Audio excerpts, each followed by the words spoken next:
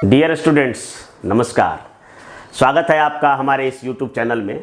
और आज हम पढ़ेंगे मानव शास्त्र यानी एंथ्रोपोलॉजी में भी इंडियन एंथ्रोपोलॉजी के अंतर्गत एक बहुत ही महत्वपूर्ण टॉपिक लघु परंपरा और महान परंपरा। लघु परंपरा और महान परंपरा यानी little tradition and great tradition. यह एक अवधारणा है जो कि भारतीय समाज को भली भांति समझने में मदद करता है। यूँ तो भारतीय समाज को समझने के लिए कई मानव शास्त्रीय अवधारणाएं हैं जिनका कि अभी हम जिक्र करेंगे, परंतु इस अवधारणा से लघु परंपरा और महान परंपरा की अवधारणा से हम भारतीय समाज को संपूर्णता में समझ सकते हैं।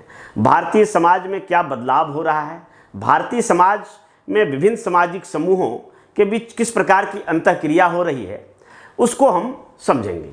तो सबसे पहले आइए हम लघु परंपरा और महान परंपरा तथा इसी से जुड़े हुए दो और टर्म है जिसे हम सार्वभौमिकरण और संकुचीकरण कहते हैं, यानी यूनिवर्सलाइजेशन और पारुचलाइजेशन, इसको भी हम समझेंगे। यानी आज हम चार टर्म को समझेंगे। एंथ्रोपोलॉजी के बहुत ही महत्वपूर्ण टर्म है जो कि हमेशा पूछा जाता है।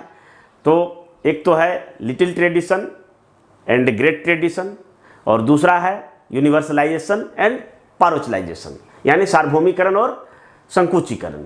तो इसको हम समझेंगे। तो आइए सबसे पहले हम नज़र डालते हैं। इंडियन एंथ्रोपोलॉजी के अंतर्गत यह चैप्टर है और यह भारतीय समाज को पूर्ण तरीके से समझने के लिए यह दी गई अवधारणा है, little tradition and great tradition. तो सबसे पहले अगर बात करें तो इस अवधारणा को दिया था किसने, तो यह अवधारणा विदेशों से चलकर आया है हमारे देश में और यहाँ पर इसका भारतीकरण हुआ है। तो सबसे पहले मैक्सिको के संदर्भ में रॉबर्ट रेडफील्ड नामक एक समाजशास्त्री ने इस अवधारणा को दिया गया था। अपने लिखी गई पुस्तक पीजेंट सोसाइटी एंड कल्चर, 1956 में लिखा गया पुस्तक था पीजेंट सोसाइटी एंड कल्चर। और उसी पुस्तक में इन्होंने मैक्सिकी समुदाय, मैक्सिकी जो कि एक ग्रामीण समुदाय है और झोपड़ी बनाकर रहते हैं मैक्सिको और अमेरिका में, तो मैक्सिकी समुदाय पर जो अध्ययन किया गया था और उसी अध्ययन को इन्होंने पीजेंट सोसाइटी एंड कल्चर नामक बुक में 1956 में लिखा था। ये देखिए बुक है the little community and peasant society and culture. यही पुस्तक है, रॉबर्ट रेडफील्ड द्वारा लिखा गया है और इसी में लघु परंपरा और महान परंपरा की अवधारणा को दिया था। यह अवधारणा बेसिकली है क्या, तो यह अवधारणा है कि किसी भी समाज में दो परंपरा के लोग होते हैं। एक जो है लघु परंपरा के लोग होते हैं जो छोटे छोटे विचार रखते हैं, लोकल जो है ग्रामीण लोग होते हैं, और एक होते हैं महान परंपरा जो कि किसी धार्मिक केंद्र में रहते हैं। और दोनों के बीच अंतःक्रिया होते रहता है और इसी अंतःक्रिया के फलस्वरूप जो है उस देश की समाज, संस्कृति और सभ्यता का निर्माण होता है। और इसके बीच जो अंतःक्रिया होता है, उस अंतःक्रिया के लिए जो प्रोसेस है, तो दो प्रकार का प्रोसेस है, एक सार्वभौमिकरण है और दूसरा संकुचीकरण।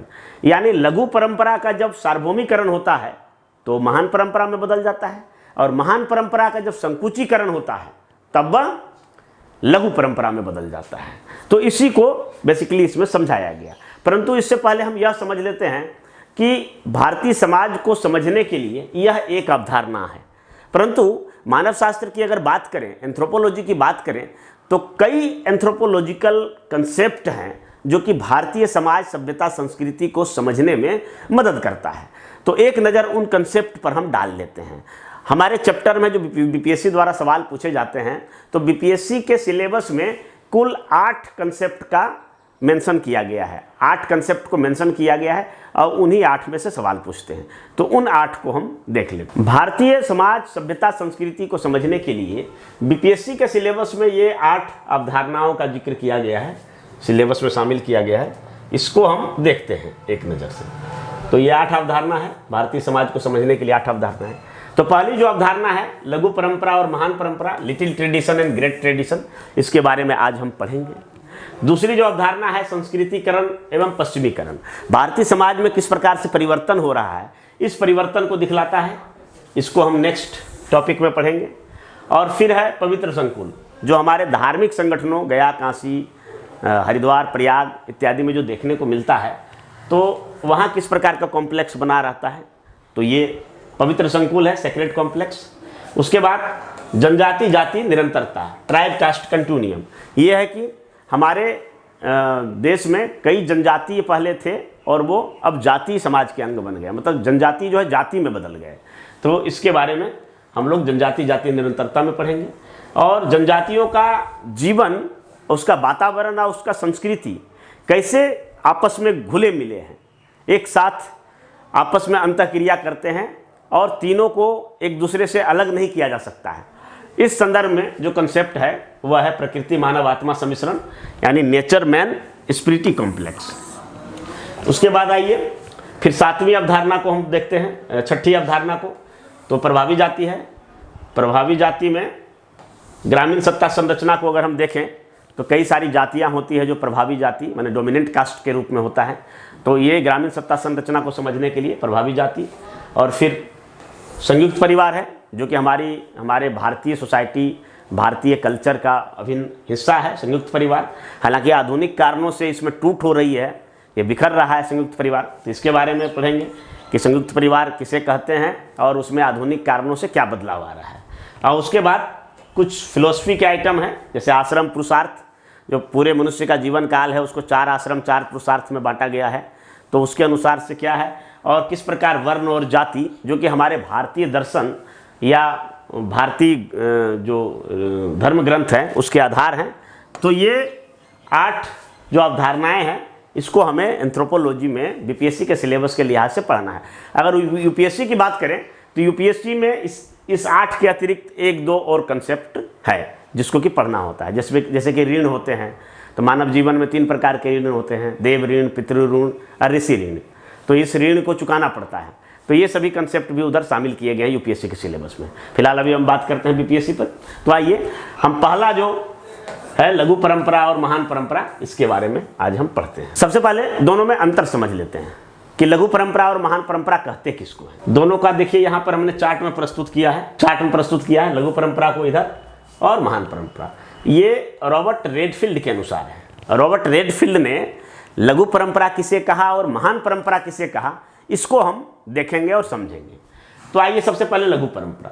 तो लघु परंपरा उन लोगों की परंपरा है जो अशिक्षित हैं, ग्रामीण हैं, जनजाति है और जनसाधारण, मतलब आम लोगों की परंपरा है जो अपने ज्ञान को, अपने परंपरा को, अपने रीति रिवाज को परिमार्जन नहीं करते हैं, मतलब जस के तस उसको फॉलो करते रहते हैं।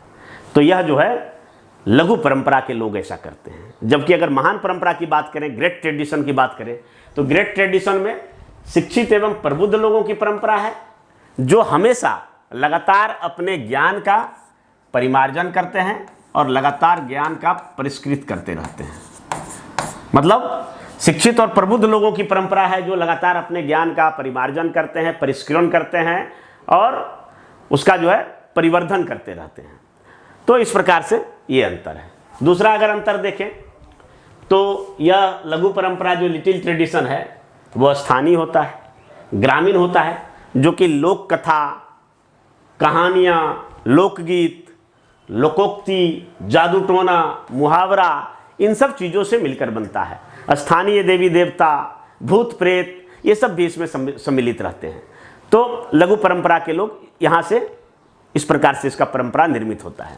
अगर हम इधर बात करें तो यहाँ पर साहित्यिक रचना होती है, बड़े बड़े ग्रंथों में पौराणिक कथाएं लिखी होती है। जैसे महाभारत, ये बहुत बड़ा ग्रंथ है, उसमें पूरे महाभारत की लड़ाई सिलसिलेवार ढंग से लिखा गया है। ठीक है, रामायण, महाभारत, गीता, वेद, पुराण, बाइबिल, ये सब जो है साहित्यिक रचना है और ये सब ग्रंथों में लिखा हुआ है और इससे जो है इनके परंपरा का निर्माण होता है। अब आइए तीसरा।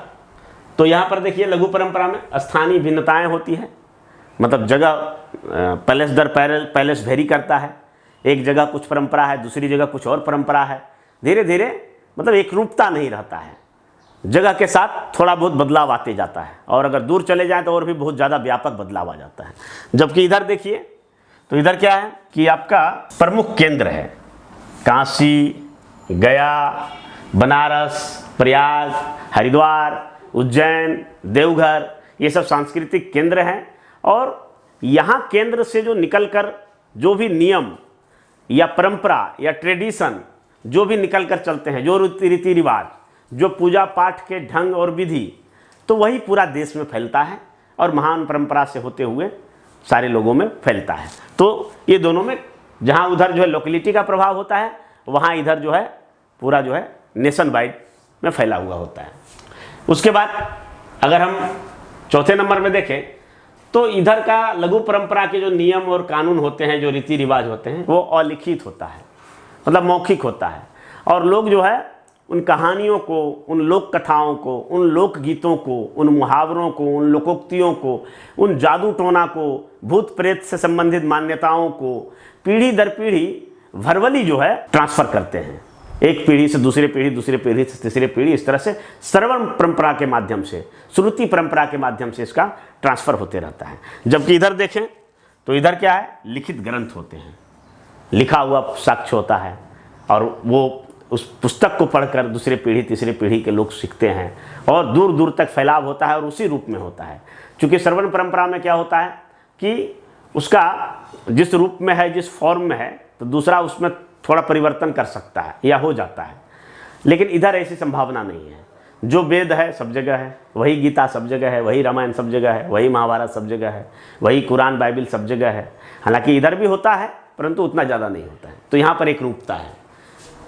दूसरा है कि ये लघु परंपरा के लोग असंगठित होते हैं, मतलब ये इसमें जो है कोई सांगठनिक ढांचा नहीं होता है, कोई एक जैसा संगठन नहीं होता है। जबकि इधर देखिए तो संगठित होता है। इधर जो महान परंपरा है, महान परंपरा के लोग संगठित होते हैं और ये संगठित होकर किसी कर्मकांड, पूजा पाठ करते हैं। उसके बाद इधर देखिए लघु परंपरा के लोग जादू टोना में विश्वास रखते हैं, भूत प्रेत में विश्वास रखते हैं और इसलिए यहाँ संशय की स्थिति होता है। लोग जादू टोना वाले से डरते हैं, भूत प्रेत से डरते भी हैं और उनकी पूजा भी करते हैं। जबकि इधर संशय मुक्त होता है, आस्था होता है, विश्वास होता है। लोग डरते नहीं हैं बल्कि श्रद्धा से पूजा करते हैं, आस्था से पूजा करते हैं और विश्वास रखते हैं। तो ये बेसिकली जो है 5-6 अंतर है जो लघु परंपरा और महान परंपरा। अब हमारा समझाने का उद्देश्य ये हुआ कि किसी भी देश की जो सभ्यता और संस्कृति होता है तो इन दोनों के अंतःक्रिया से बनता है, इन दोनों के अंतःक्रिया से निर्मित होता है, यानी दोनों एक दूसरे को प्रभावित करते हैं, रिवर्सेबल होता है। यानी लघु परंपरा महान परंपरा के लोगों को प्रभावित करता है और महान परंपरा लघु परंपरा के लोगों को प्रभावित करता है और एक दूसरे में लगातार अंतःक्रिया होते रहते हैं, इंटरेक्शन होते रहता है। और इसी कारण से 5000-10,000 वर्षों से लगातार जो है सभ्यता संस्कृति का जो विकास हुआ है देश में, तो लघु परंपरा और महान परंपरा के बीच के अंतःक्रिया से ही हुआ है। इस अंतःक्रिया को हम अगले स्लाइड में समझेंगे, लेकिन बस समझ लीजिए कि दोनों एक दूसरे को प्रभावित करते हैं और कई लघु परंपरा की चीज़ें, कई लघु परंपरा के तत्व, कई लघु परंपरा के लिटिल ट्रेडिशन के फैक्टर वो कभी कभी महान परंपरा के अंग बन जाते हैं और कई महान परंपरा के जो तत्व होते हैं वो लघु परंपरा में आके समा जाती हैं। तो इसको हम देखेंगे। परंतु अगर इंडियन कंटेंट्स में देखें तो यहाँ पर है कि एस.सी. दुबे का मानना है कि रॉबर्ट रेडफील्ड ने मात्र 2 परंपरा का जो जिक्र किया है, लघु परंपरा और महान परंपरा, तो ऐसी बात नहीं है कि देश में 2 ही परंपरा है। अगर भारत की बात किया जाए तो यहाँ कई प्रकार की परंपराएं हैं। तो लघु परंपरा और महान परंपरा 2 भाग में सिर्फ हम विभाजित नहीं कर सकते हैं, अनेक। तो जैसे एस.सी. दुबे, शरद चंद्र दुबे एक ग्रेट एंथ्रोपोलॉजिस्ट थे, उनका मानना था कुल प्रकार के 6 परंपराएं देश में हो सकती हैं। एक तो शास्त्रीय परंपरा है जो क्लासिकल परंपरा होता है, साहित्यिक रचना हो गया, क्लासिकल डांस हो गया, क्लासिकल संगीत हो गया। तो ये क्लासिकल परंपराएं जो पीढ़ी दर पीढ़ी गमन करता है और लगातार विकसित होती रहती हैं, इस प्रकार की परंपराएं हैं। दूसरे नंबर पर देखें तो कई क्षेत्रीय परंपराएं हैं।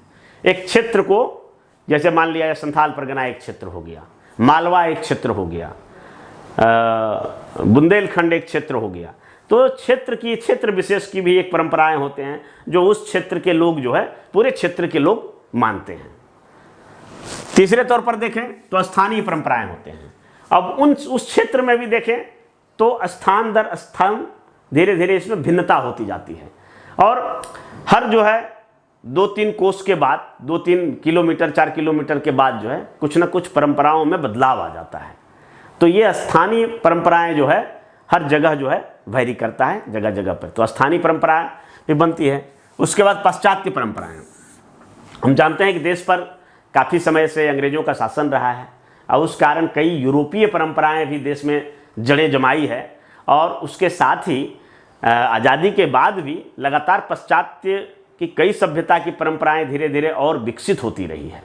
तो इन परंपराओं को भी भारतीय समाज में जगह मिला, जैसे पाश्चात्य जीवन शैली, पाश्चात्य जो उपकरण है, पाश्चात्य जो वेस्टर्न का जो साइंस का जो इनोवेशन है, वहाँ के दर्शन हैं, उस तरह का पहनावा, उस प्रकार के खान पान, तो ये तमाम सारे जो वेस्टर्न कल्चर का कभी हिस्सा हुआ करता था वो लगातार जो है भारतीय सभ्यता का अंग बनती जा रही है। तो इस प्रकार की परंपराएं भी है।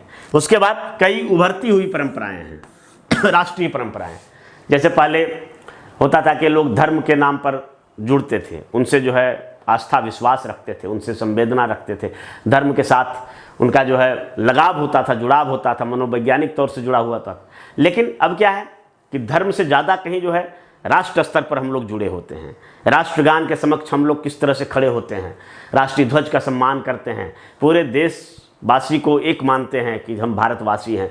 तो इस प्रकार की उभरती हुई कई सारी परंपराएं हैं जो कि इसको प्रभावित करती हैं। और उसके बाद सामाजिक समूहों की स्थानीय परंपराएं, कई सामाजिक समूह हैं जिनके लोग एक अलग परंपरा को मानते हैं, जैसे मान लिया जाए आर्य समाज हो गया, रामकृष्ण मिशन हो गया, कई छोटे छोटे इस प्रकार के सामाजिक समूह है।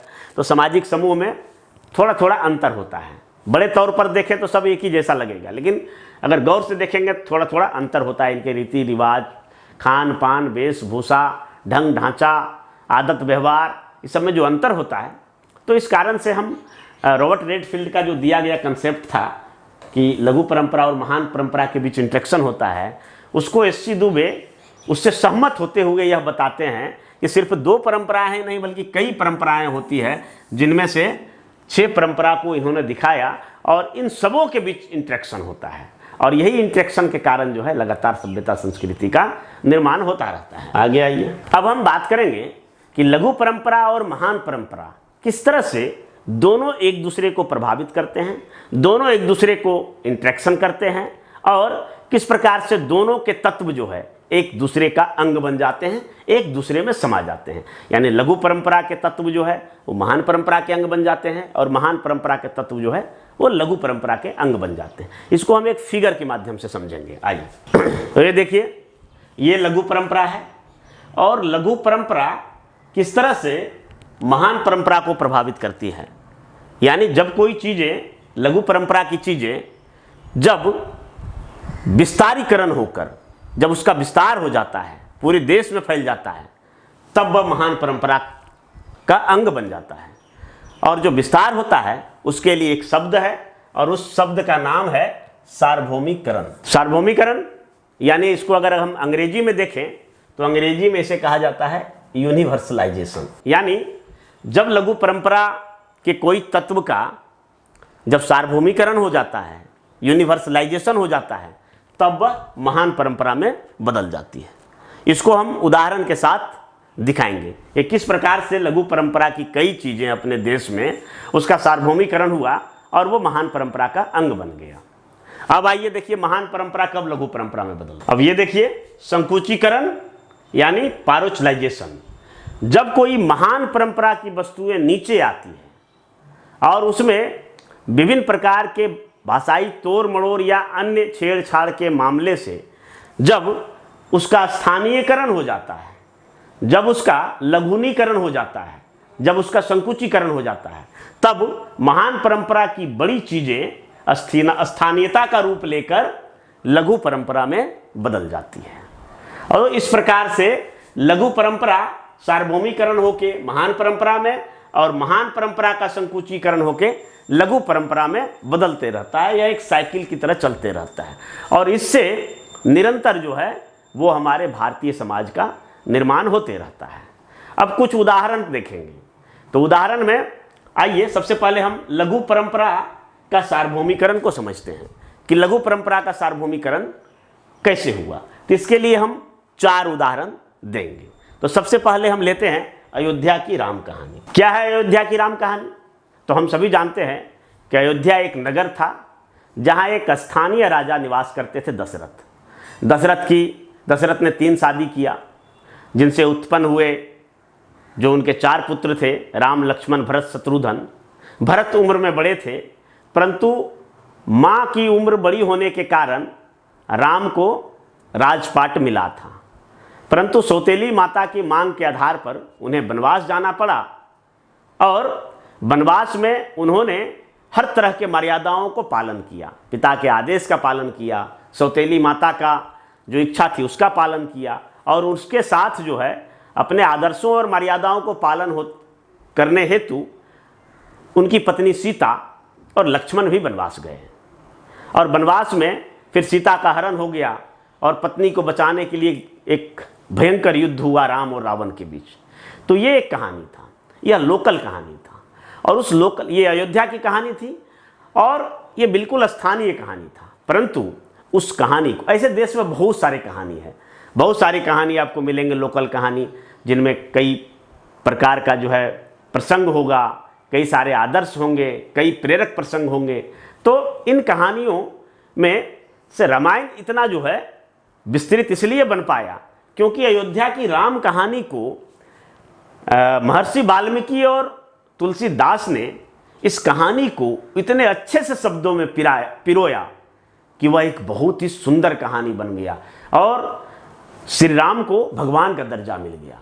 और रामायण और रामचरितमानस के तहत इस अयोध्या की लोकल कहानी को महर्षि वाल्मीकि और तुलसीदास ने सार्वभौमिकरण करते हुए उसे पूरे भारतवर्ष में फैला दिया। और यह जो साधारण कहानी था वो पूरे देश की कहानी बन गई, पूरे भारतवर्ष की कहानी हो गई। यानी कहने का मतलब हुआ कि अयोध्या की राम कहानी, जो कि नितांत ही लघु परंपरा के अंग थे, जो कि अयोध्या और उसके आसपास के क्षेत्रों में यह राम कहानी चर्चित था, यह लोकल कहानी था, जिसे महर्षि वाल्मीकि ने सबसे पहले रामायण की रचना करके उसे पूरे देश के स्तर पर, राष्ट्रीय स्तर पर फैलाने का काम किया।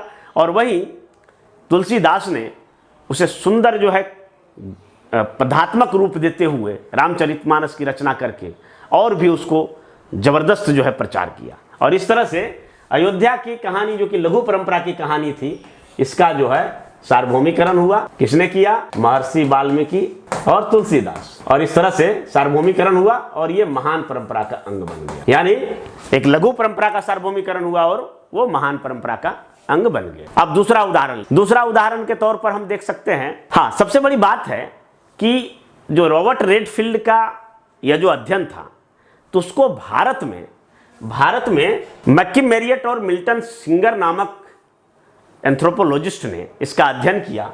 और अध्ययन कहाँ किया? तो अध्ययन किया किशनगढ़ी, जो कि लखनऊ से 40 किलोमीटर दूर है।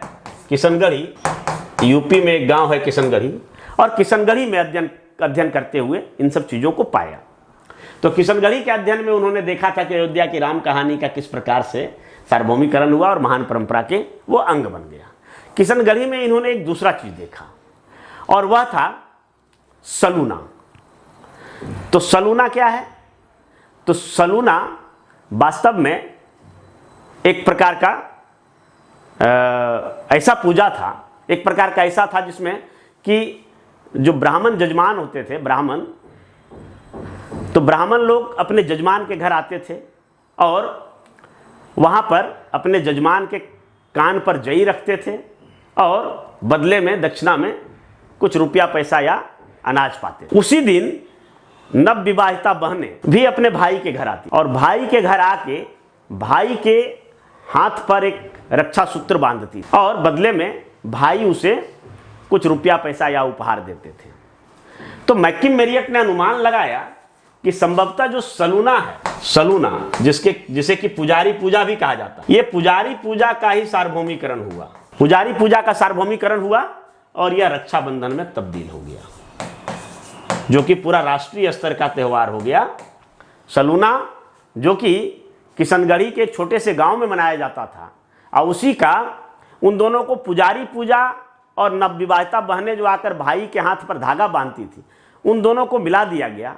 और मिलाने के बाद एक राष्ट्रीय स्तर यानी ये जो लघु परंपरा का सलूना था उसका सार्वभौमिकरण हुआ और महान परंपरा के रक्षाबंधन में तब्दील हो गया। इसको हम ऐसे भी देख सकते हैं, ये देखिए अयोध्या की राम कहानी, और फिर इसका जो सार्वभौमिकरण हुआ पूरे देश में।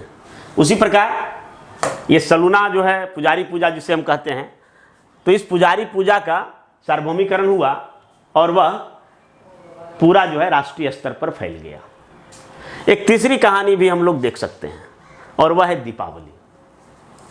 तो किशनगढ़ी में ही मैक्किम मैरियट ने देखा कि वहाँ पर उस दिन जिस दिन पूरे देश में दीपावली मनाया जाता है, उस दिन एक और पूजा होता है जिसे कहते हैं सौरती। सौरती पूजा में क्या होता है कि उस दिन लोग अपने घरों के दीवारों पर गोबर और मिट्टी से मूर्ति बनाते हैं और उसकी पूजा करते हैं। और उस दिन जो पूजा का मतलब होता है वो होता है कि धन का जो है, धन की आकांक्षा की जाती है और घर से दरिद्र नारायण को बाहर किया जाता है। सौरती पूजा और पूरे राष्ट्रीय स्तर पर मनाए जाने वाले दीपावली में आश्चर्यजनक समानता देखते हुए मैक्किम मैरियट ने यह अनुमान लगाया कि इससे यह साबित होता है कि कभी उत्तर प्रदेश के छोटे से गांव किशनगढ़ी में मनाए जाने वाला सौरती पूजा इसी का सार्वभौमिकरण हुआ और ये जाके दीपावली में बदल गया। लघु परंपरा के सौरती का सार्वभौमिकरण हुआ, यूनिवर्सलाइजेशन हुआ और वह महान परंपरा के अंग बन गए, यानी संपूर्ण देश में वो फैल गए।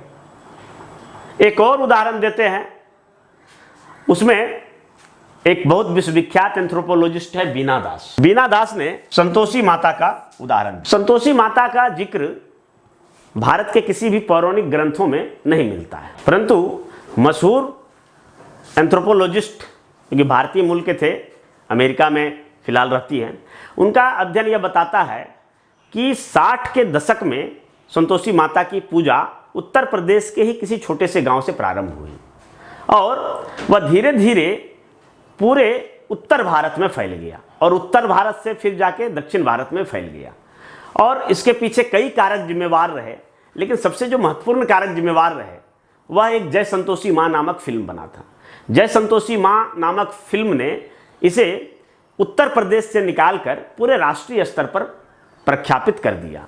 तो इस तरह से संतोषी माता जो कि छोटे गांव की माता थी, छोटे गांव की देवी थी, लघु परंपरा का अंग था और इसका विभिन्न कारकों के द्वारा सार्वभौमिकरण हुआ और ये धीरे धीरे महान परंपरा का अंग बन गई। और महान परंपरा के अंग बनने के बाद इसका संबंध जो है, जो भारत में गणेश जी देवता हैं उनके साथ जोड़ा गया कि गणेश जी की पुत्री संतोषी माता थी, जिसका कि पौराणिक ग्रंथों में भूल से जिक्र छूट गया है।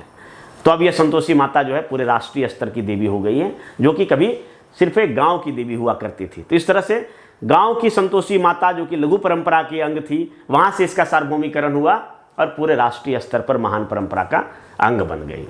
तो ये जो 4 उदाहरण मैंने बताया, तो यह दिखाता है कि किस प्रकार से भारतीय लघु परंपरा समाज के जो अंग होते हैं और उसका जब सार्वभौमिकरण होता है और पूरा राष्ट्रीय स्तर पर छा जाता है और महान परंपरा के अंग बन जाते हैं।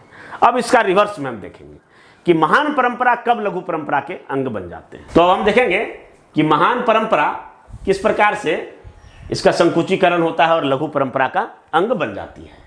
तो आइए इसको हम फिगर से समझेंगे। अब हम समझेंगे महान परंपरा का संकुचीकरण। तो ये देखिए, ये गोवर्धन पर्वत है,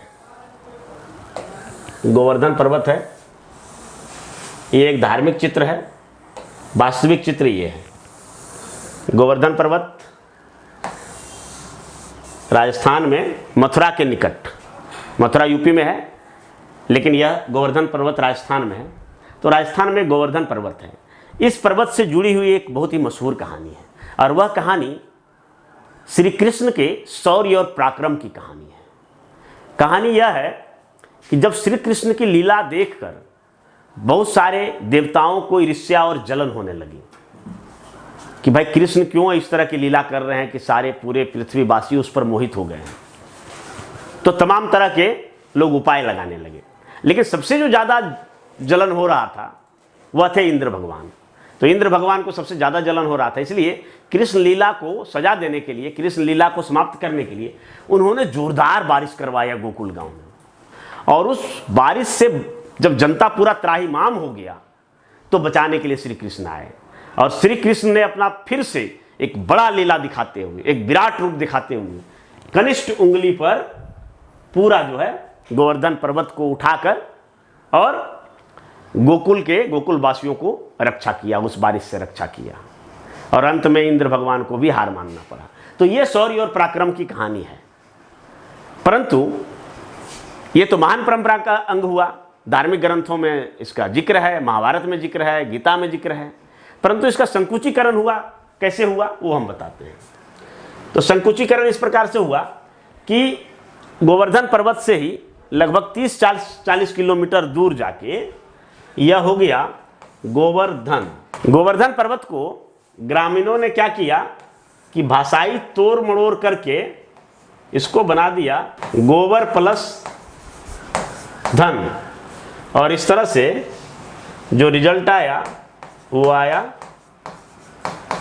गोबर पूजा। जो गोवर्धन पर्वत जो कि भगवान श्री कृष्ण के शौर्य और पराक्रम से जुड़ा हुआ था वो गोबर पूजा में तब्दील हो गया।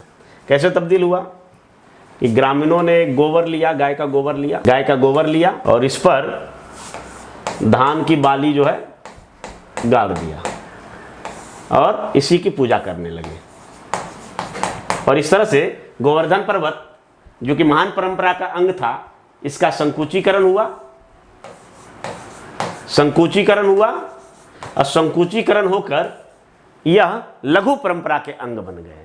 यानी स्थानीय परंपरा में जो महान परंपरा में जो गोवर्धन पर्वत है, जो कृष्ण का शौर्य और पराक्रम है, वह जाके गोबर पूजा में तब्दील हो गया। तो इस प्रकार से हम देख सकते हैं कि किस तरह से महान परंपरा का संकुचीकरण होता है, यानी पारोचलाइजेशन होता है और वो लघु परंपरा में बदल जाता है। इसी प्रकार एक और उदाहरण देखते हैं, वो है नवरात्र। नवरात्रा क्या है? तो देवी दुर्गा की कहानी है। यह जो है 9 रात तक लड़ाई किए थे असुरों से और 10वें दिन इसको विजय की प्राप्ति हुई थी। और उसी के अवसर पर दुर्गा पूजा, विजयदशमी या दशहरा हम लोग मनाते हैं। तो नवरात्र का क्या किया कि उत्तर प्रदेश के ही एक गांव में इसको संधि विच्छेद कर दिया। संधि विच्छेद कैसे किया कि ये नवरात्र के 2 शब्द लिया, नव प्लस रात को रत्था, और इस तरह से हो गया नवरत्था। और यह एक स्थानीय देवी है। जो नवरात्र जो महान परंपरा के अंग थे उसको ग्रामीणों ने भाषाई तोड़ मड़ोड़ के जरिए उसका संधि विच्छेद किया और जो नवरात्र जो कि महान परंपरा के अंग थे उसका संकुचीकरण हुआ और ये बन गई नवरत्था देवी जो कि एक लोकल देवी है। तो इस तरह से यह दिखाया गया है कि किस प्रकार से महान परंपरा के नवरात्रा का संकुचीकरण हुआ और वह एक लोकल जो है देवी नवरत्था में तब्दील हो गई। तो इस प्रकार से हम यह देखें आज के क्लास से कि किस प्रकार से जो लघु परंपरा है उसका सार्वभौमिकरण होता है, यूनिवर्सलाइजेशन होता है और वह महान परंपरा यानी ग्रेट ट्रेडिशन में बदल जाता है। और किस प्रकार से महान परंपरा या ग्रेट ट्रेडिशन का संकुचीकरण होता है यानी पारोचलाइजेशन होता है और वह जो है लघु परंपरा में बदल जाता है। और यह साइकिल हमेशा चलते रहता है और इसी से हमारा भारतीय सभ्यता संस्कृति का निर्माण हुआ है और आज भी हो रहा है। तो यह काफ़ी इम्पोर्टेंट टॉपिक था। इस ऑडियो विजुअल क्लास के बाद आप इसे अगर एंथ्रोपोलॉजी के किसी बुक में पढ़ेंगे, लघु परंपरा और महान परंपरा, इंग्लिश के बुक में पढ़ेंगे little tradition and great tradition, तो आपको आसानी से समझ में आएगा। एक चीज़ और, बीपीएससी में जो सवाल पूछा जाता है तो ज़्यादातर शॉर्ट नोट्स पूछा जाता है। तो शॉर्ट नोट्स में लघु परंपरा और सार्वभौमिकरण दोनों का एक ही आंसर होगा, यानी लिटिल ट्रेडिशन एंड यूनिवर्सलाइजेशन दोनों का आंसर एक ही होगा क्योंकि लिटिल ट्रेडिशन का ही यूनिवर्सलाइजेशन होता है। और उसी प्रकार जो महान परंपरा है और संकुचीकरण दोनों का आंसर एक जैसा होगा, यानी ग्रेट ट्रेडिशन और पारोचलाइजेशन का आंसर एक ही जैसा होगा। और बीपीएससी में इसे शॉर्ट नोट्स के तौर पर, कभी कभी लॉन्ग क्वेश्चन के रूप में भी पूछा जाता है, लेकिन ज़्यादातर शॉर्ट नोट्स में पूछा जाता है। तो इस क्लास के बाद अगर आप किताब पढ़ेंगे बुक पढ़ेंगे तो आपको काफ़ी समझ में आएगा। एंथ्रोपोलॉजी के दूसरे चैप्टर के साथ हम फिर हाजिर होंगे। तब तक के लिए धन्यवाद। जय हिंद।